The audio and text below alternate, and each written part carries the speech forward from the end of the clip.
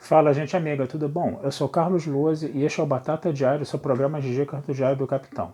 E hoje nós vamos continuar nossas análises, né, sobre os filmes que concorrem ao Oscar desse ano de 2021, tá? Hoje a gente vai falar de uma produção que está na Amazon Prime, tá? Vamos dar os spoilers de sempre aqui, tá? Lembrando sempre isso, tá? Que eu tenho esquecido de avisar dos spoilers, né, no início do vídeo. Hoje eu estou falando que a gente vai falar de spoilers, tá? Mas a gente vai falar do filme chamado O Som do Silêncio, tá? Que está na Amazon Prime. Concorre a 6 estatuetas. Vamos lá. Melhor filme, né? Então é coisa graúda, né? Melhor ator pro Riz Ahmed, né? Que trabalhou em Rogue One, né? Ele foi aquele período explosivo, se eu não me engano, de Rogue One, né? Melhor ator coadjuvante para Paul Hatt, né? Melhor som, né? Melhor montagem e melhor roteiro original. Tá? 6 indicações aí, então é um filme quente, tá? Um filme bom, tá? E é um filme que vai despertar, né, questões para reflexão, tá? A gente vai falar aí, né, de um camarada chamado Ruben, né, que é interpretado pelo Riz Ahmed, né, que é casado, né, ele tem uma namorada chamada Lu, né, que é interpretada pela Olivia Cook, né? E aí eles são músicos, né, que moram no motorhome e eles ficam viajando por aí, né, fazendo as apresentações de música deles, né? E o Riz Ahmed, né, o nosso Ruben, ele é baterista, né? Só que o que acontece? A vida deles está ótima, está tudo bom, está tudo ótimo, está tudo bem, né? Só que o grande detalhe é o seguinte: um belo dia, né, o nosso Ruben acaba acordando praticamente surdo de uma hora para outra, né? Isso vai provocar, né, um desatino total na vida dele, né? Vai virar a vida dele de cabeça para baixo, vai prejudicar o relacionamento dele com a namorada dele, né, no caso, né? Ele vai procurar um médico, o médico falou que ele só está com 24% da audição num ouvido e 28% no outro, né? Que ele já perdeu, que é irreversível, né? Mas que pode se colocar um implante para recuperar alguma coisa, para não terminar de perder o que está faltando e ainda tentar dar um pouquinho de audição para ele, né? Só que é um procedimento muito caro, custa de 40 a 80 mil dólares, né? Então ele vai precisar juntar dinheiro para fazer isso, e enquanto ele não faz isso, ele acaba indo para uma espécie de comunidade, uma espécie de centro de reabilitação, se bem que não é bem isso, tá? Mas é uma comunidade liderada por um cara chamado Joe, né? Que é interpretado pelo Paul Hatt, né? Que está concorrendo a ator coadjuvante, né? E o Joe, ele tá querendo fazer o quê? Ele quer pegar essas pessoas que são consideradas deficientes físicos, né, no caso, né, e dar para eles, entendeu, uma integração na sociedade. Vai criar uma sociedade só com pessoas, né, com essa deficiência, né, entre aspas, né, para elas poderem viver isoladas nessa sociedade e viverem integradas nessa sociedade, onde a deficiência não é considerada uma deficiência, vamos dizer assim, né. E aí o nosso Ruben, né, ele acaba entrando nesse meio aí, né, ele fica um pouco deslocado, ele tem uma certa dificuldade de se encaixar nesse meio no início, né. A namoradinha dele acaba indo para Paris, né, para a cidade, para o país dela, para viver com o pai, né, que inclusive é interpretado pelo Mathieu Amalric, né, que é um ator francês muito conceituado, muito conhecido, né, a gente vê ele no cinema francês direto, né. E aí o que acontece? Ele vai aos poucos, né, interagindo, né, com essas pessoas que são surdas mudas, coisa e tal, né, e ele vai se integrando a essa sociedade cada vez mais, né, e ele vai inclusive se tornando importante para aquelas pessoas, né, porque ele ensina as crianças a tocar bateria, ele começa a brincar com as crianças, né, ele começa a interagir com as crianças que têm problemas de deficiência, têm problemas auditivos, coisa e tal, né. Só que ele ainda não ficou, vamos dizer assim, completamente desconectado ao mundo ao qual ele pertencia, né, no caso de antes, né, que era o mundo, ele está no motorhome com a excursão, né, em excursão, né, em turnê, né, com a namorada dele, coisa, então ele queria voltar a esse tipo de coisa, né? Então ele vai vender o motorhome, ele vai vender os instrumentos de som dele, a bateria, coisa e tal, para quê? Para conseguir dinheiro para recuperar, né? Fazer aquela cirurgia para colocar o implante, né? Ele faz isso sem contar o Joe, né? E quando ele volta, né, e conta isso pro Joe, né? E ele fala que ele tinha que retomar a vida dele, que não sei o que, coisa e tal, o Joe chega e fala assim: olha só, aqui a gente não considera as pessoas que têm problema, esse problema auditivo, como se fosse um problema. Elas têm o direito de viver em sociedade, coisa e tal, né?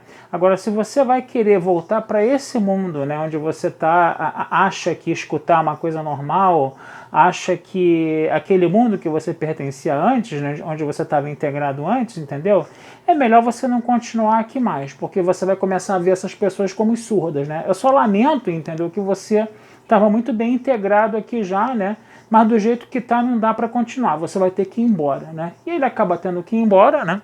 Ele faz a cirurgia, né? Ele estava botando o implante, né? Aí quando ele vai fazer o teste final para fazer o implante funcionar, que ele ainda não estava escutando nada, né? O que acontece? Ele escuta um som metálico muito difícil de entender e muito irritante, né? Tanto que o título em inglês do filme é Sound of Metal, né, no caso, né, o som do metal, né? E aí você vê, né, toda essa angústia, né, dele, né? A gente já sente no início ele perdendo a audição também, a gente tá ali, né, escutando o que ele está escutando o tempo todo no filme, né? Então, quer dizer, a gente tem essa parte onde a gente escuta o que ele está escutando, né, no caso, né? E é angustiante demais, né? Porque você fica surdo junto com o cara, né? E aí o Oscar de melhor som, ele tá aí, entendeu? Por causa disso, né? É uma premiação técnica e vai ser muito merecido se ele ganhar esse Oscar de melhor som, né? No caso, né? Porque dá a medida certa do que é ser surdo, né? Do que é essa surdez, né? E o que ele escutava quando ele sofreu, né, a coisa do implante. Pois bem, ele sai dessa comunidade, ele vai para Paris, vai atrás da namorada, né? Ele percebe que o pai dela é veladamente hostil a ele, né? Ele sente isso, né, no caso, né? E a namorada, ela já está integrada a essa realidade de ter voltado da França, de estar na França, de estar em Paris, de estar vivendo com o pai, né? E percebe-se claramente que ela não está afim de voltar àquela vida mambembe de ficar num motorhome viajando pelos Estados Unidos fazendo apresentação de música, né?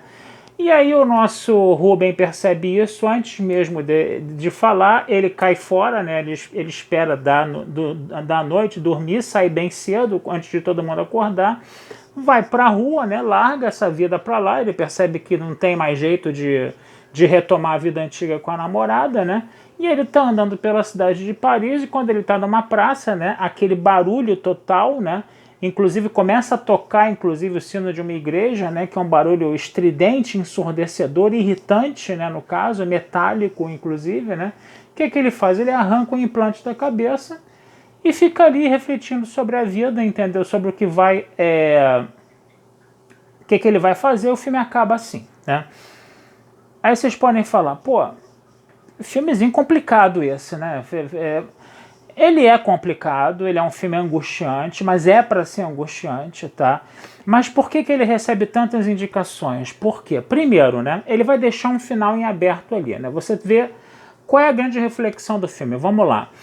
Você tem dois mundos aí. Primeiro, o mundo das pessoas que escutam, né, que é o nosso mundo, né, que é o mundo dele lá no motorhome, viajando com a namorada, fazendo as apresentações de música, coisa e tal. De repente vem a surdez de uma hora para outra. Aí ele é arrancado desse mundo que ele estava acostumado a viver. E aí ele é obrigado a ir para um novo mundo, que é o mundo dessas pessoas que têm esse problema auditivo que elas precisam se comunicar. E aí ele faz essa transição abrupta, né? Quer dizer, é aquela coisa, o ser humano ele não gosta de mudança, mas quando ele é obrigado a mudar, ele tem um poder de adaptação muito grande, né? Então o filme ele mostra muito isso. Ele vai ter essa dificuldade de adaptação no início, mas depois ele se adapta muito bem a esse meio. Só que ele ainda estava achando que aquilo era uma coisa transitória, né? Que ele estava paradão ali, que ele tinha que voltar a tocar a vida dele, voltar a ganhar a vida, vamos dizer assim, com música, com som, coisa e tal. Mas já não tinha mais espaço para isso. O problema é que ele não percebeu isso, ele tentou voltar para o mundo anterior, né? Acabou saindo desse mundo que tinha acolhido ele muito bem, né, no caso, né? E que de repente o próprio Joe, né, que era o líder da comunidade, falou: você vai ter que sair fora porque você não está aceitando isso aqui, né? Você está meio que cuspindo no prato que você comeu, né, no caso, né? E você vai voltar para o mundo anterior. Só que ele percebe que no mundo anterior não tem mais espaço para ele.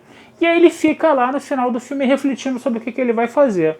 E aí, né, o final fica em aberto. Será que ele vai voltar para a comunidade que ele estava? Será que ele vai ser acolhido de novo? Será que não vai? Será que ele vai fazer será que ele vai para uma outra comunidade? O que ele vai fazer agora? Ele vai voltar para aquele mundo onde ele foi acolhido?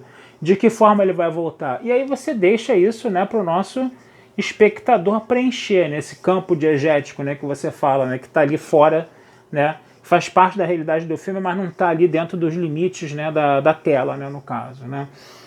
Isso pode ser tanto espacialmente, né, para fora da tela aqui, ó, meu dedo está aqui agora dentro da tela, ele saiu, só que vocês sabem que o dedo está fora da tela no filme, né. Isso não é só uma coisa espacial, isso também é dentro do contexto, né. Por exemplo, você tem o universo de Star Trek, né, aí está aparecendo o Vulcano, mas você sabe que tem a Terra, você sabe que tem Rômulus, você sabe que tem Remus, você sabe que tem Cronos, entendeu? Você sabe que tem a DS9, você sabe que tem a Void, você sabe que tem tudo isso, entendeu?